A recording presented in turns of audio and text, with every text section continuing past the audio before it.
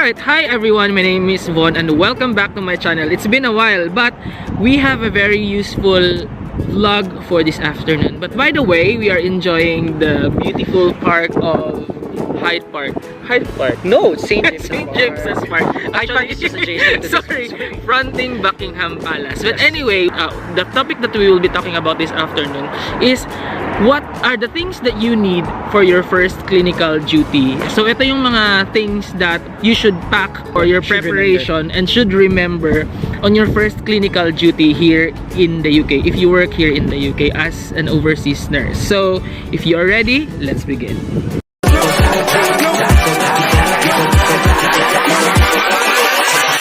Hold up.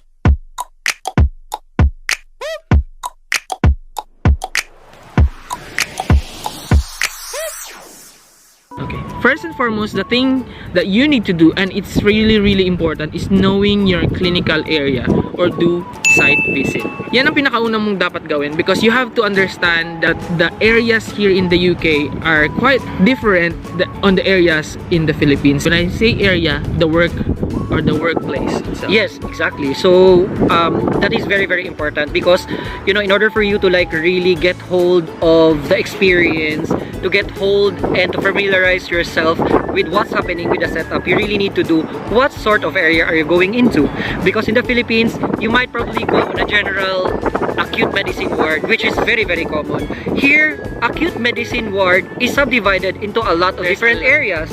There might be gastroenterology, you might go to hematology, you might go to oncology, and all sorts of other clinical areas that you can go into or you can be assigned into. So very important that you need to be familiar with the unit that you are going to be. So do site visit on the first or before the first day actually. Yeah, exactly. So second tip that you need to do is know the call time because it's different per area. Sinasabi ko is like in ICU you start at 8 o'clock but in other wards they start at 8:30. So you cannot ask your friend what is your call time or starting time. You have to know the start time from your manager. Yeah, so that actually also depends on the unit that you will be assigned into because sometimes if you are assigned in a day surgery, of course, it's not 12 hours work. It should be like only 8 hours work. Merong late shift, merong day shift, merong ding night shift. So hindi all the time it's all about like 12-hour shift or sometimes it can be like 8-hour shift. And sometimes hindi din 7:30 minsan yung call time. Minsan there will be like 8 o'clock. Minsan pa nga ang iba, they will start quite late. Yes, especially this is the first day. So you have to know what time you should arrive in the clinical area because there will be orientation, facility tour. So marami pang ganap before ka sasabak sa clinical area. Yeah, but of course, you wanted to create a positive impression. So make sure na hindi ka nalilate. Being on time here in the UK is very important. Yeah, it's the key. Yes, it's a key. So key to success. So let's go to number 3. Because this is your first day working in a clinical area in the UK, you have to rest well the day prior with the first day. Marami kaming kakilala na pagkatapos ng first day, lugmok na nalugmok because they are physically drained and tired. Yeah, very important that you reserve your energy for the work tomorrow because you just don't know what sort of challenges you will face on the day that you will work for the very first time. So sometimes, minsan, nabibigla yung katawan mo, so you have to like really reserve your energy, get a full night's sleep, at least like 8 hours, 8 to 12 hours, at least you're well rested, you have so much energy for the coming day when you start your work.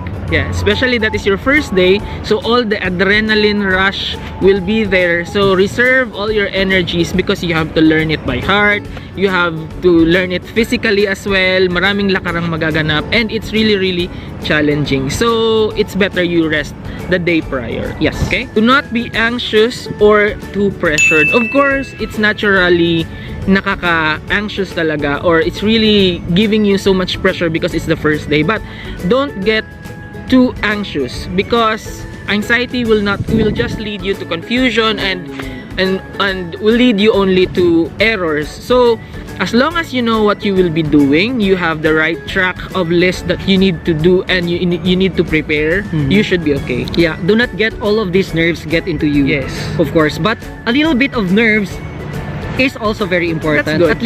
At least you've got this rush of energy into you that, you know, you get to be excited on the challenges that you will face on that day. In saying all of that, from from tip number 1 to tip number 4, once you do all of this, of course, it will lessen your stress, it will lessen your anxiety, and it will be even more beneficial for you because you will become more confident in facing the challenges for that day. And that is the importance of preparation. Yes. Okay, so let's go to number 5. Because this is your first day, you still don't know what to expect and what time you would have break. So pack your meals. Okay? So pack your meals, magbaong ka, get some lunch ready from the previous days, because sometimes you will get late lunches or working lunches, but most of the time they will give you ample time for lunch. But it's better that at least you have packed your meal or snack so that you are ready for the long day ahead. Of course, another benefit for this one, when you pack your own meals, of course you save money, because you just don't know how much you're gonna spend on just one full meal in the hospital. So best that you pack your own meals. At least you know what you're gonna eat, you love what you're gonna eat, and of course you save money. Bring your competency booklets or books, because prior to deployment they will give you books, or before the first day they will give you booklets. Those are the guides for you to accomplish as you go along as a junior staff. So always bring them. Why? Because the senior staff will sign them, or will sign you off when you perform procedures, and it's really important that you have them on hand. And also you have to remember that in United Kingdom, this is all about evidence-based practice. Competencies. Yes. So that means whatever you do, you cannot do something without showing an evidence that you're competent with it. So very, very important that you have to have your competency book, because this will give you an evidence that you are competent in one clinical intervention or one clinical skill that you will do in the hospital. Acknowledged by the United Kingdom or Nursing and Midwifery Council here. Even if you have the PhD in the Philippines of inserting catheter, here in the UK, you have to start a clean slate. Yes, true. Number 7, ask when in doubt and do not assume. This is really important. I know there would be a lot of questions in your mind, and I know that most of us who comes here in the UK have ample experiences back in the Philippines. So there are differences of practices back in the Philippines or where you are from and here in the United Kingdom. So do not assume. Always ask safety first, because that is really important. If you commit error, that is a terrible event to happen. So do not assume. If you do not know, do not assume that you know, and ask the senior or any personnel that could give you the right answer or could give you light on your question. Yeah, even if you think that question is the dumbest question that you would ever think, make sure that you always have to verify or to ensure that you ask questions if you don't know what to do. Very, very important, as Von said, that you do not assume on something, because we are dealing with life. And once you commit a mistake or once you commit an error, it will be detrimental not only for the patients but also for yourself, because you will strip off from the register, which is the worst thing that could ever happen to you here in the United Kingdom. Yes, and it is really nice to learn from all the questions you will ask, because not everything we also know, and even these senior staff nurses here or even your matrons or your supervisors here does not know or do not know everything. So they still ask and learn from you, and you learn from them as well. Alright?